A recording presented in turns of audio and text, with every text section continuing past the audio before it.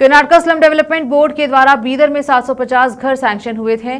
बीदर शहर में निर्माणाधीन 750 घरों के निर्माण के लिए ठेकेदार घटिया स्तर के घरों का निर्माण कर रहा है और घरों के निर्माण के लिए आवश्यक सामग्रियों का उपयोग नहीं कर रहा है और सरकार द्वारा निर्धारित अनुमान सूची को दिखाए बिना अपने अनुकूल तरीके से काम कर रहा है और काम शुरू हुए 2 साल हो चुके हैं और काम अभी तक पूरा नहीं हुआ है। इस संदर्भ में एक शिकायत माननीय आयुक्त कर्नाटका स्लम विकास बेंगलुरु को 6 जून 2024 को प्रस्तुत की गई है, लेकिन आज तक कोई कार्यवाही नहीं की गई।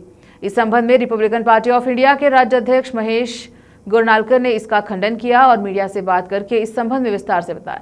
इस अवसर पर राजकुमार, मूल भारती, अरुण पटेल, बसवराज मिटारे, संतोष याकुरे, नरसिंह के डोडी आदि उपस्थित रहे। केपी न्यूज के कैमरामैन पपुराज का कवरेज। देश विदेश और स्थानीय समाचारों के लिए देखते रहे केपी न्यूज 24/7। अधिक जानकारी के लिए लाइक शेयर सब्सक्राइब जरूर करें।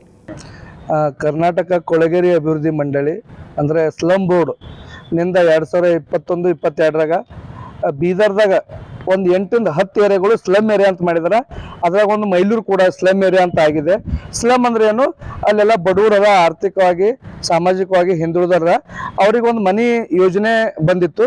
ಯಾರಪ್ಪ ಮನೆಗೆ ಅದಕ್ಕೆ ಅರ್ಹರು ಅಂತಂದ್ರೆ ಯಾರಿಗೆ ಜಾಗ ಓಪನ್ ಪ್ಲಾಟ್ ಇದೆ, ಆಮೇಲೆ ಅವರು ಮನಿ ತಗೊಂಡಿರಬಾರ್ದು, ಅವ್ರು ಮತ್ತೆ ಆಮೇಲೆ ಡಿ ಕಟ್ಟಿರ್ಬೇಕಂತ ಅವ್ರದ್ದು. ಅದಕ್ಕೆಲ್ಲ ನಾವು ಫಲಾನುಭವಿಗಳು ಸುಮಾರು, ನಾನು ಕೂಡ ನಮ್ಮ ತಾಯಾರ್ದು ನಂದು ಯಾರ್ದವ್ರು ಆಧಾರ್ ಕಾರ್ಡ್ ರೇಷನ್ ಕಾರ್ಡ್ ಎಲ್ಲ ಸಪ್ರೇಟ್ ಇದೆ. ನಾವು ಒಂದು ಒಳ್ಳೆ ಮನೆ ಕಟ್ಟಬೇಕು, ಸರ್ಕಾರದೊಂದು ಹೆಲ್ಪ್ ಆಗ್ತಾ ಇದೆ ಅಂತೇಳಿ ನಾವು ಪ್ರಯತ್ನ ಮಾಡಿ ಡಿ ಎಲ್ಲ ಕಟ್ಟಿದ್ದೆ 68,000 ರೂಪಾಯಿ. ಇದಕ್ಕೊಂದು ಸ್ಲಮ್ ಬೋರ್ಡ್ನ ಮನಿ ಪೂರ ನಿರ್ಮಾಣ ಮಾಡಕ್ ಒಂದು ಮನೆಗೆ ಖರ್ಚು ಮಾಡ್ಲಿಕ್ಕೆ ಎಷ್ಟದಂದ್ರೆ 6,78,612 ರೂಪಾಯಿ ಆ ಮನಿ ಖರ್ಚು ಅಂತ ಅವ್ರು ಹೇಳ್ತಾರೆ ಯಾರು ಸ್ಲಮ್ ಬೋರ್ಡ್ದವ್ರು. ಆದ್ರೆ ಇವತ್ತಿಗೆ ತನ ಅವ್ರ ಎಸ್ಟಿಮೇಟ್ ಕಾಪಿ ಯಾವ ಒಬ್ಬ ಫಲಾನುಭವಿ ಕೈ ಕೊಟ್ಟಿಲ್ಲ. ನಮಗೇನ್ ಮಾಡ್ತಾ ಇದ್ರು ಅಂದ್ರೆ 7.5 लाख ರೂಪಾಯಿ ಅದು ರೌಂಡ್ ಫಿಗರ್ 7 लाख ರೂಪಾಯಿ ಖರ್ಚು ಮಾಡಬೇಕು. ಬಟ್ ಅವ್ರು ಎಷ್ಟು ಅನ್ಯಾಯ ಮಾತ್ರ, ಅತ್ಯಾಚಾರ ಮಾತ್ರ, ವಂಚನೆ ಮಾತ್ರ ಅಂದ್ರ ಕೇವಲ 2ರಿಂದ 2.5 ಲಕ್ಷ ರೂಪಾಯಿ ಮಾತ್ರ. ನಿಮ್ಮೊಂದು ಉದಾಹರಣೆ ಹೇಳ್ತೀನಿ. ಒಂದು ಬೇಸ್ಮೆಂಟ್ ಮಾಡಕ್ ಬೀದರ್ದಾಗೆಲ್ಲ ತಗ್ಗು ಹೊಡ್ಡು ಮನೆಗಳು ಇರ್ತಾವ, ಅಡಿಸೆ ಕಲ್ಲು ಕೊಡ್ತಾರೆ, ಬರೀ 250 ಕಲ್ಲು ಕೊಡ್ಲತ್ತಾರ, ಅದ್ರ ಬೇಸ್ಮೆಂಟ್ ಮಾಡ್ಕೊಂತಾರ.